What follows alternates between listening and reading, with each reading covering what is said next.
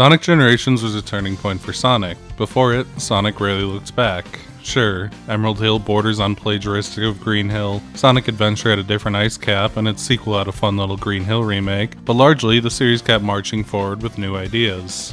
Sonic Generations chose to look back at the first 20 years of Sonic to roaring success, and since then the series has continued to do so at an alarming rate, with games, irregardless of quality, like Sonic Mania, Sonic Forces, Sonic Frontiers to some extent, and this game's sequel, sticking Sonic in a rather ironic void of never-ending returns to the past.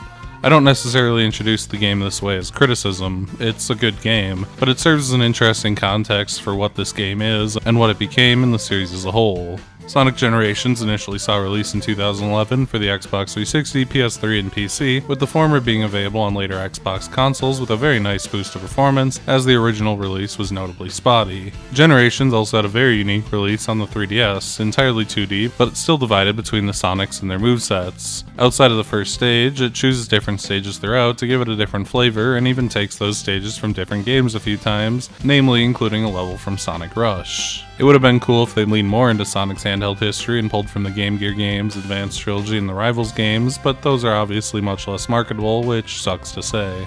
Sonic Generations is divided into two parts, Classic and Modern Sonics, built in the Hedgehog engine, which was created for Sonic Unleashed a few years earlier. Modern Sonic is essentially more Unleashed, while Classic Sonic is a 2D throwback to Sonic's oldest era. Classic Sonic keeps things nice and simple, jump, spin dash, and run, the normal stuff. Classic Sonic isn't exactly one-to-one with the originals, there's a weight and momentum that's missing, but it isn't so severe that you'd notice it unless you've played a lot of Sonic.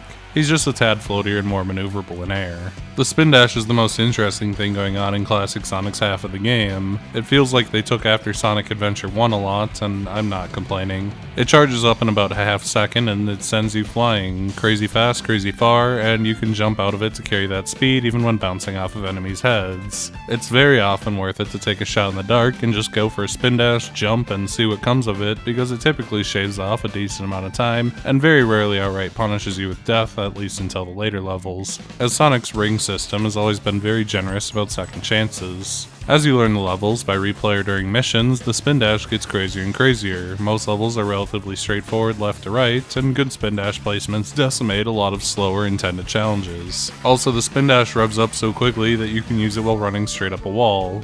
It's a little wacky. The levels are also well designed for what Sonic is and should be. Every single level is a series of branching paths, with the traditional high road being the fastest but hardest, and your punishment for bad play being a drop down to a slower route, with occasional convergent points for flashy set pieces before splitting off again. Sonic at its best was dense with design like this, but even in the original trilogy and a half, the games would often lose this as they got towards the end in favor of more difficult constructed challenges, which this game actually avoids, although it is generally a much easier game than those older ones.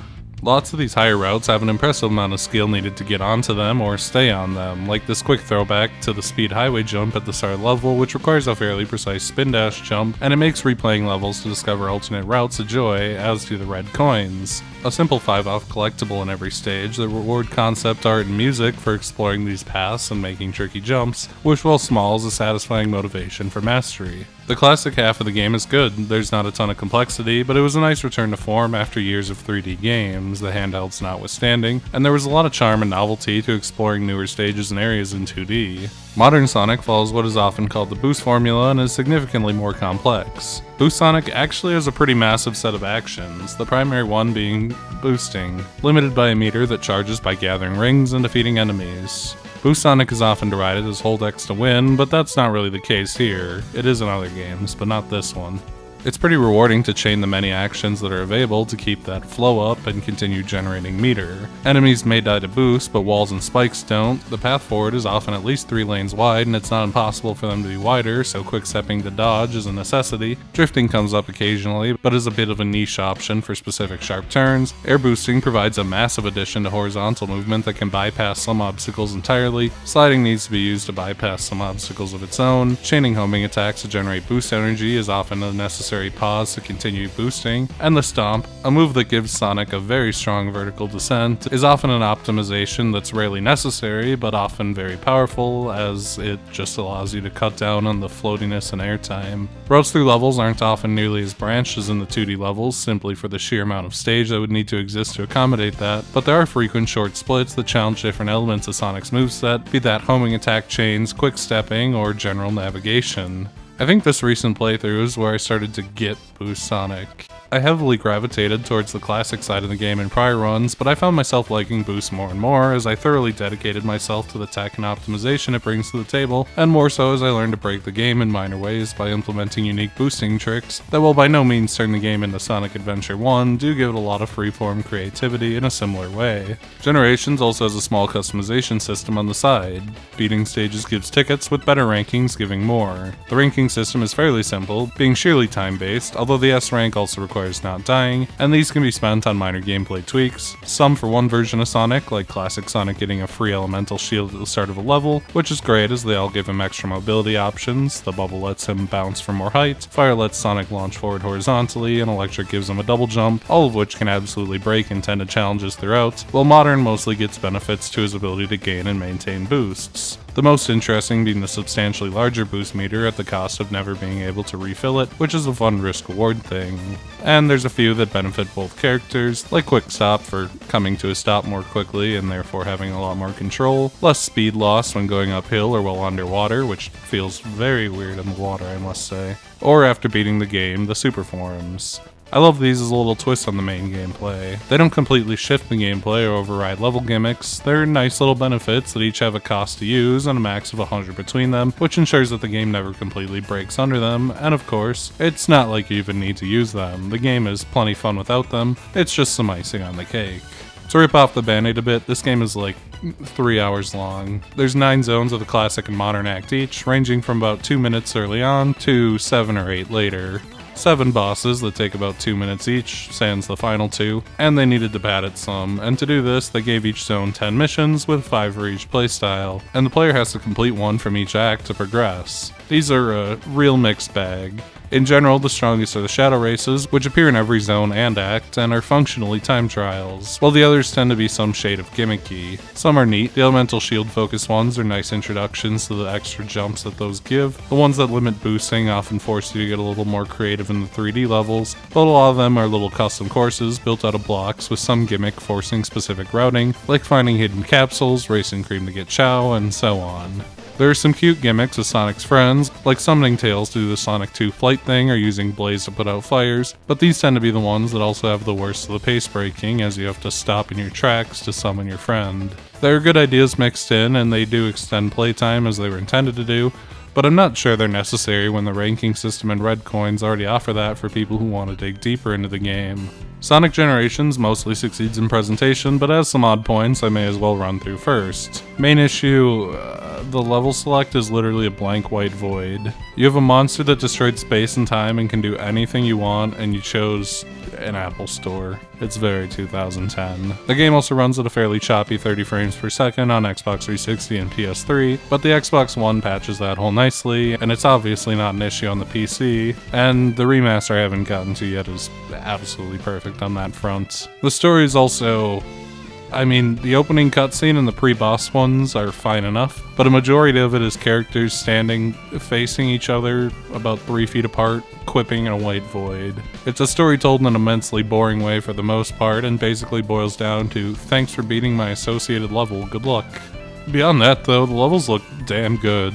There's 9 very distinct level themes, and almost all of them are seen in some kind of new way. Green Hill's been 3D before, but that was a very straightforward recreation, where Generations has sections in the caves and hills that are normally in the background, and it's entirely new to stages like Chemical Plant. And I suppose you can say the same for the 2D versions of things like Speed Highway and City Escape, which is an interesting change that focuses our set pieces in the background. Set pieces are pretty much always a highlight, as almost every stage has some explosive set piece in the middle and at the end, usually based on one from their original stage, but for older stages especially, especially, like Green Hill, something a bit more unique, like a giant fish robot chasing you down. The sheer variety and length of stages in style, design, set pieces is all fantastic. Also fantastic is the music, some of the most iconic tracks in Sonic's history, most of which get unique remixes for each version of Sonic, with classic Sonic getting simpler, poppy instrumental mixes, and modern getting louder, guitar-heavy bangers with the vocals intact as applicable. And each boss gets a bit of the good stuff too. Live and learn, my beloved. The one song I don't like is both versions of City Escape. I mean, it's not like it's that bad, but you could have just used the original, but I'll allow one disappointing miss when everything else is this fantastic. As I basically touched on, each stage is one of the most iconic from another game from Sonic's past. Going in order through most of the mainline games, Sonic CD and 3 get snubbed a bit, but most of the mainline series get some love. The first stage was really the only pick you could make for Sonic 1, Green Hill. Sonic's beginning, and pretty indisputably the most iconic stage in the series by far, and also simple enough to serve as a tutorial stage for the game, giving a nice safe introduction to the 2D gameplay for the kids coming off of the newer games, and a simple introduction to the boost gameplay for the boomers in the retirement home reliving their childhoods. There's no real gimmicks, and if there are bottomless pits, they're very few and far between. Most of the 2D areas have a floor for real bad players, and I suppose in boost gameplay you could just jump off the side, but you're gonna have a very hard time dying as you learn the two styles, while good players get to explore the upper path, skip pits full of platforms with spin dashes and boosts, and despite the simplicity of the original level, they managed to create some cool moments like Modern's rail grind chase away from the massive fish. It's a real solid intro even if it's never going to be the highlight of the game.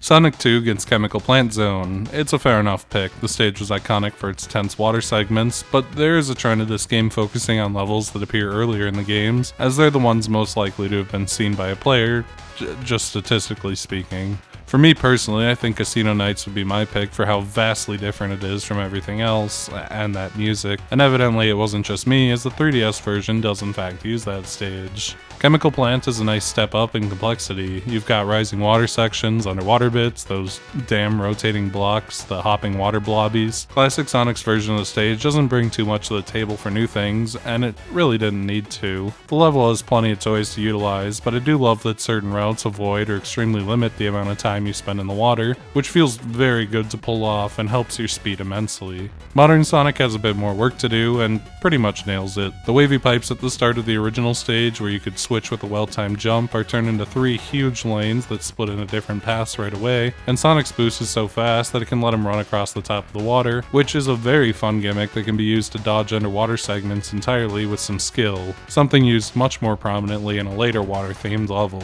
Also, the journey around the outsides of the plant are a fun change to the scenery. It's just another really good level. Sonic 3 and Knuckles must have been a very hard choice, but Sky Sanctuary is a damn good one. It's a very iconic lead into the climax of the pair of games, with its beautiful cloudy scenery and Mecha Sonic fight, and it stands out for its almost angelic appearance, but man, there are so many good options. Sandopolis is a very fun, intense twist on desert levels, and I love me a spooky theme. Mushroom Hill is one of Sonic's coziest themes, although it may be a bit too close to Green Hill, and was the 3DS's pick.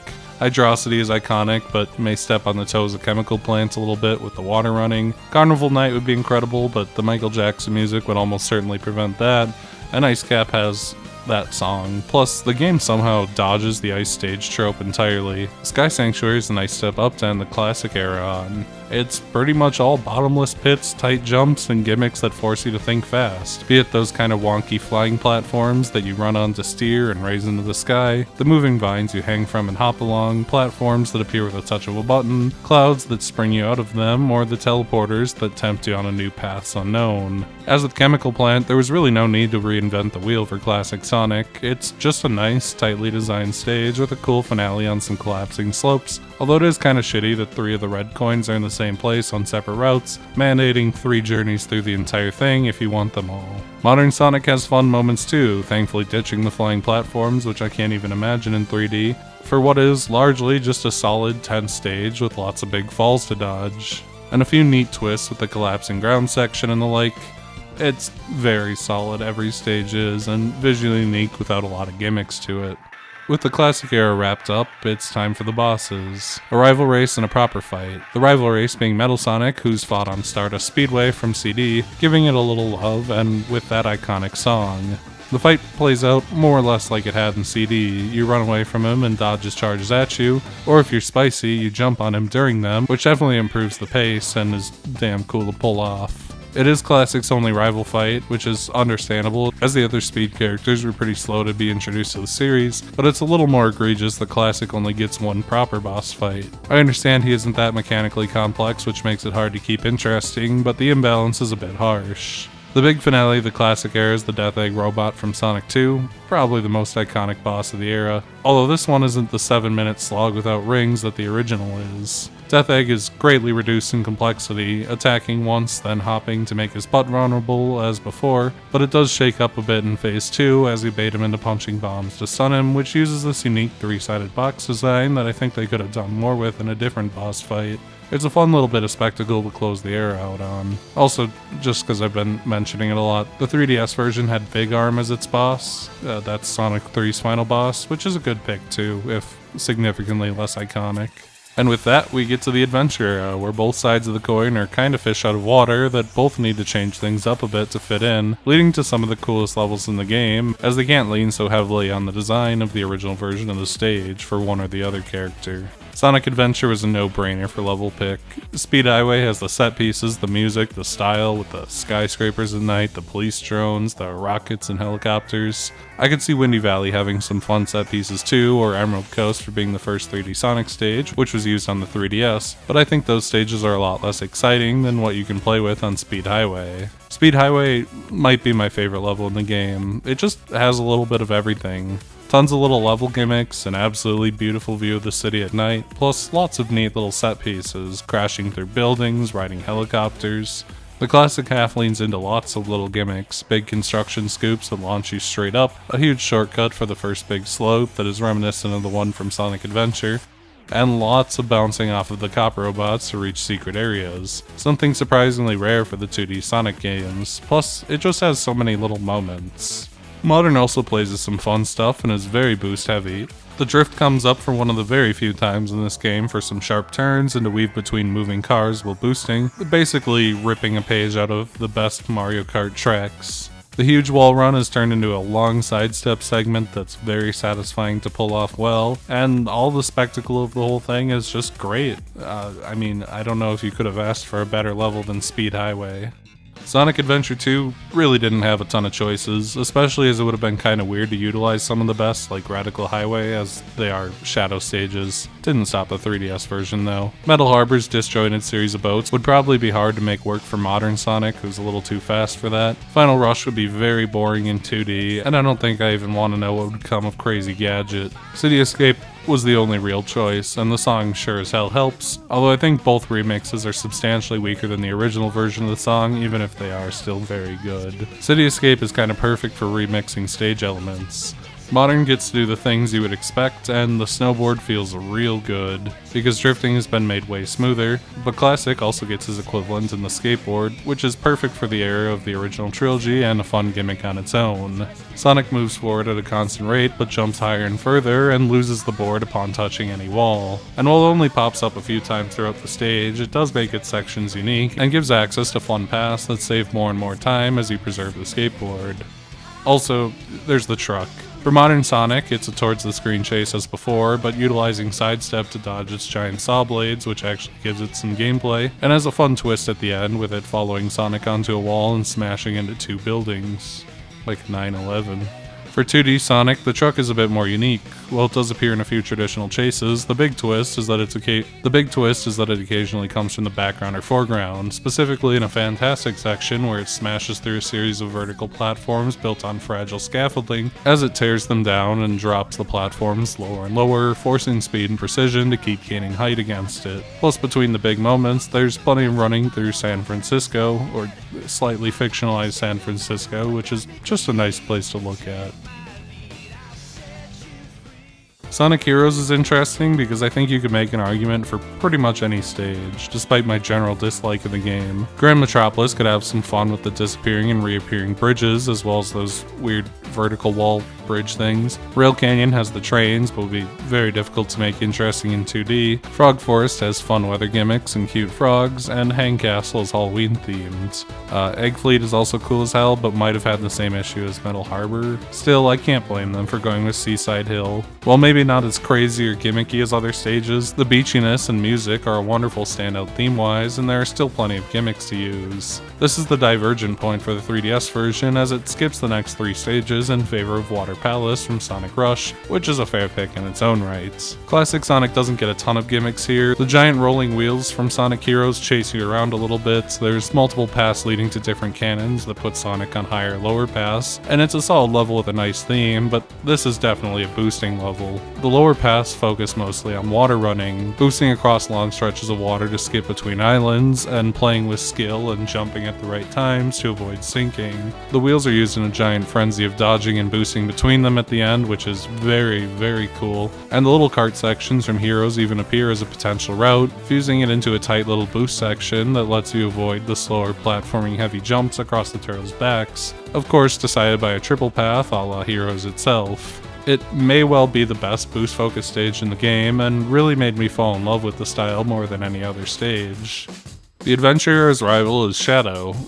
Duh. We get a bit of live and learn, but it's never nearly enough. Shadow feels like they kinda didn't know what to do, which is crazy considering his fight in Sonic Adventure 2 was just a long straight line that would have been perfect for boosting. This time it's a much curvier line with boosting and drifting as tools to race Shadow to a glowing purple light thing that lets you annihilate Shadow in about 5 seconds. It works well enough and is exciting, but it's very, very easy and brief. The big boss of the era had a few good picks between Perfect Chaos, BioLizard, the 3DS pick, and Egg Emperor and Neo Metal Sonic from Heroes, but I think Perfect Chaos was a well done pick. They made the same fucking mistake with the music though. Come the fuck on, we all know that isn't right. Play Open Your Heart as the big hype finisher, not... Regardless, the boss, like in Sonic Adventure, is a series of brief platforming segments, some boosting based, very much like the original, some more platforming based, all while Perfect Chaos attacks in the background. It's not much of a boss fight per se, more of a gimmicky, kinda short stage, but between the visuals, I love the zoom in on the eye like the opening of Adventure, the music, and some fun challenges throughout, it ends up being a very satisfying finale to Sonic's Adventure era. And that leads us into the modern era, starting with a bold acknowledgement of Sonic 06 and an offer to make at least one of its stages good. There were only a few choices here. Kingdom Valley is very, very unique with its flooded castles, but may have been a bit redundant to the prior stage, but in the end, Crisis City was the right choice. It's very central to the plot of 06, and the post-apocalyptic city, falling apart and covered in hell beasts, is about as far from anything else as you could get. Classic Sonic just gets another solid, well-themed stage as his relatively simple mechanics tend to lead to, but the ending is very fun.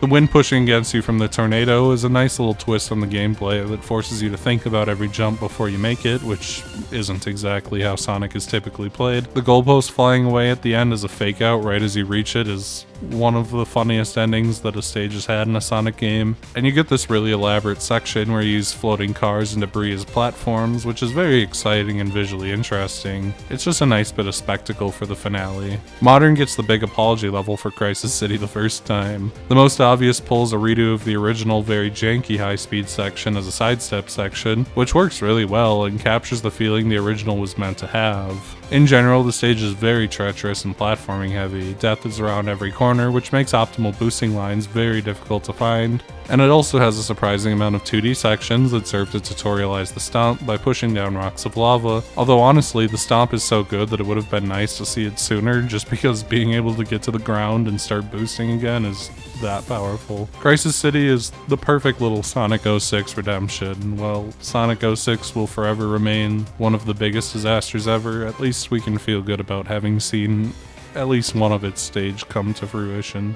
Unleash had plenty of options as well, each level in that game being based on a different real-world location gave plenty of options. The Greek-themed Windmill Isle, the Chinese-themed Dragon Road, or the New York-themed Skyscraper Scamper, but you'd be hard-pressed to not pick the Italian-themed Rooftop Run. The music is some of the best Sonic has ever had. The beautiful old-style buildings paint a very grand scene, and it has the giant clock tower as a centerpiece, which both stages use magnificently. Having Unleashed in this game sure is a bit odd in general though.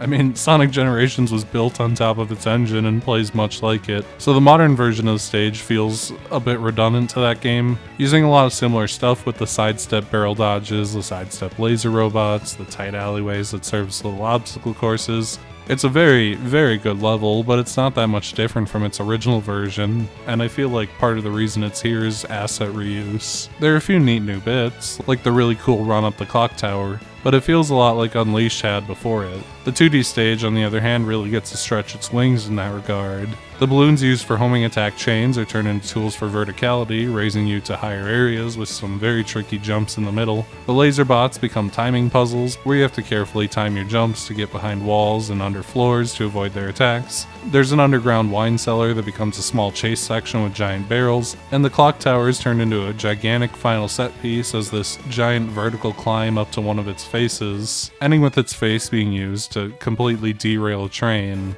or whatever this is, blimp thing? A blimp thing, I guess? It's a 2D level getting to shine in a way the 3D ones often had before, where they were completely reinventing a stage in their own image. Sonic Colors has a bunch of very oddly themed stages in general. This game is only a year old, why is it even here? I think Tropical Resort, which the 3DS picked, and Starlight Carnival would have made cool stages. I just really want one of the gaudy carnival or casino stages. Come on, give me something. But we ended up with Planet Wisp. It's not the worst stage ever, but ending on a big green forest is a bit anticlimactic, even if it is covered in Eggman's machinery and gets more and more robotic as you go, which is admittedly a cool bit of storytelling in the stage. These are probably the low point of the levels for me. Both of them are excessively long and have their paces shattered by the Wisps, power-ups from Colors. The 2D stage is centered largely on the Spike Wisp, which lets Sonic cling to walls and the ceiling, rotate gears, and survive spikes and enemies at the cost of speed, and its usage is necessary constantly. Perhaps it's a skill issue, but I find it so disorienting. Spin dashing sends you all over the place, weaving up walls and on the ceilings, floors, and detaching from these always feels awkward. There's a little bit of a delay to coming off, which feels even worse when you're on a wall and get launched straight up into a ceiling, and then you're trying to get off the ceiling and you fall back onto the wall. It all just comes off feeling very awkward. Even more so when the pace-breaking gear puzzles get in the way, and when the level isn't that, it is enjoyable, but I really cannot get my head around the Spike Sonic. Modern's gimmick isn't nearly as painful. The rocket is just a simple way to go up and smash through rocket walls, and saving it can sometimes lead to alternate routes, which is fun, as you have to kind of discover alternate paths in order to keep it as long as possible. It's not nearly the pace-breaking gimmick of spikes, and the weird minecart rail things are pretty neat. The stage is still very titanically long, but it's definitely the better half as far as Planet Wisp goes. I think the gimmicks are a lot more enjoyable and brief, and you get a lot more of the, gameplay you came for as opposed to whatever Spikes is supposed to be. That just leaves some bosses. Silver is the rival, of course, and his fight is a cool little redemption arc for Sonic 06 as well, even if it is a bit long, with alternating 3D and 2D segments, sidestepping the psychic objects he throws to get close and land hits on him, or running across a mountain of junk in 2D. It does get a bit exasperating as it drags on, as you kind of just do the same thing over and over, especially when it comes to running up the mountain of junk. But it does have a nice little finale, and it's very fast-paced despite that. The Egg Dragoon from Colors is kinda incomprehensible. They chose the Egg Emperor from Heroes in the 3DS version for the modern games? Okay. I'm not even really sure what to say about Dragoon. It stretches on endlessly. Sometimes there's a sidestep section where you desperately boost towards the Dragoon while dodging its attacks. Sometimes it's a series of wall jumps to get easier hits in, and sometimes it's falling down onto it from above in this really weird fall down style that comes up occasionally, but I haven't mentioned because it comes up like very occasionally. It's all visibly interesting, at least. Like, the boss arena is very cool with this weird rounded cylinder thing going on, and it has a lot of cool attacks like the lasers and the fire and even shooting the ice balls. But damage windows are very spread out, and while it's always engaging and you're unlikely to die from it because there's so many rings available, it does feel like you make progress at a very, very slow rate that makes it kind of a pain to crawl through. I admit I may be missing something, that there's some secret to getting it done with more quickly, but from a semi-casual perspective, it feels very, very long. As for the time eater, it's a It's a supersonic boss. It occasionally swaps between a 3D section where you boost at it, and a 2D section where you try to launch modern Sonic at it after you close the gap, dodging between junk and spikes all the while. It's not difficult, but it is also quite long and painful. Just another mediocre supersonic fight to close another game out on. It's really only carried by the classic and modern Eggman bickering at the start, then some kinda neat visual stuff going on, plus it does have a cool final song even if it's nowhere near as iconic as some of the prior final songs have been. And after that, it's just cleaning up missions, buying the Sonic the Hedgehog 1 emulator from the shop, as if you didn't have it 100 times, and a little bit of DLC.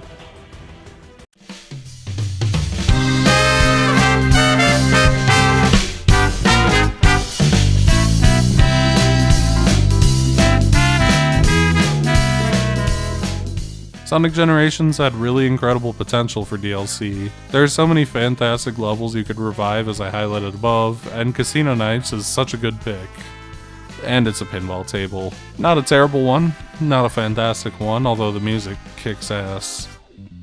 Each version of Sonic gets a small gimmick. Classic can spin dash to readjust himself 3 times, Modern has some boost for the same, but at the end of the day, it just feels like wasted potential to not expand on the fun revisiting concept. Although, honestly, perhaps a fun little pinball table is a good way to take Sonic back to his roots and pay homage to the many pinball levels the series has had throughout the years and would continue to have. Sonic Generations is great.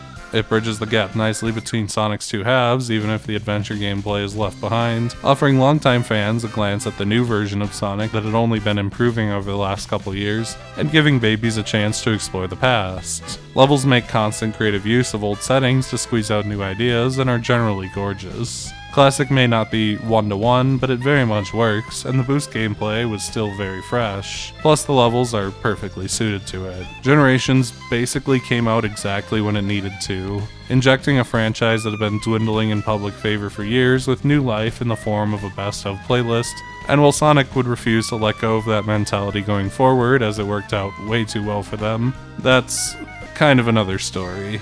The boost gameplay finally stuck for me. It's fun, it's fast, and it requires a lot of thought to combine all of its options together in optimal ways. The game achieved its goal of making a 2D boomer like me respect the new era of Sonic.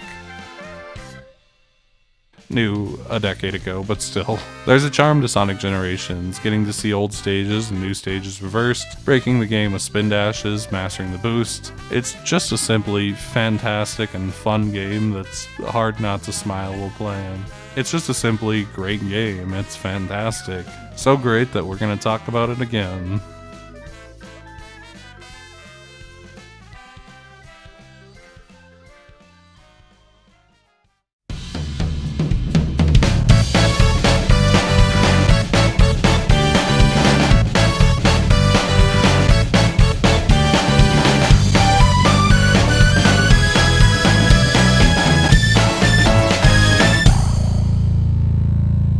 After years as a side character, sunken in the background for lack of things to do, 2024, the year of Shadow, has granted us a movie adaptation of Sonic Adventure 2 and Shadow Generations, another 3-hour nostalgia game conveniently bundled with a remastered Sonic Generations in Sonic X Shadow Generations for the Nintendo Switch, Xbox One and the Series consoles, PlayStation 4 and 5, and PC, bringing back the nostalgia bait game as a nostalgia game of its own. Not much has changed, admittedly. In addition to the 5 red coins, Chow are now hidden in every stage, and they're like more red coins but cuter. The Drop Dasher Mania makes a return, as it always has lately, which is a huge boost for the fluidity of classic Sonic, and almost always useless for modern Sonic, where accidentally activating is very often a hindrance. And Boost and Spin Dash are now mapped to the R trigger. It's insane that it took so long for this change, because holy shit, it feels so good, especially for Boost. The only notable absence is the lack of the Sonic 1 emulation, which is just kind of weird. I know the Sonic Origins collection is still floating around, you can still buy it at Walmart, but come on. Everyone owns Sonic 1, you don't have to be stingy about giving it away. However, Casino Nights is free, so I guess it balances out. The game hasn't had to go through a ton of changes on the visual end. The game is much smoother, higher resolution, cleaned up a little here and there, but the frame rate is what really helps it the most, making it basically definitive. but it's not like the game needed all that much work to begin with. The cutscenes have proven to be controversial, primarily because they probably didn't need the changes imposed on them. It's not like the story was ever good, so doing something more with it would be fine, but it's bizarre to go back and retcon Amy's love for Sonic as her just being silly and nice because Sega is really scared that someone on Twitter will write a seething post about sexism. Same for the dumb gag about classic Sonic being a bit chubby, even though he still does the animation out of context and it doesn't make any sense, and also removing a vague allusion to Eggman killing Sonic. The whole situation is just a bit goofy, like they're so scared of criticism that they're just gonna go out of their way for these completely innocuous things. The re-recorded lines is also just bizarre to me. Some of them are re-recorded verbatim, but everyone sounds moderately older and more strained, especially Mike Pollock as Eggman, and it just feels like unnecessary effort and expense for a game that really just needed the aforementioned frame rate boost and a tiny bit of polish. Despite those minor gripes, and they are minor, the Sonic X Shadow Generations version of Sonic Generations is indisputably definitive. Free of the choppy frame rate of the game's original release, something fixed on the Xbox One, although the cutscenes were still choppy and bit crushed there, the game is pretty much perfect. All the stuff that made the game fantastic initially just improved with the boosted performance of the new release, and you get a whole sequel as a bonus. It isn't an outside-the-box remaster, but it's a very solid bit of polish on an already fantastic game, and easily worth checking out if you somehow haven't already. I would just Sonic X Shadow Generations is just fucking fantastic in general.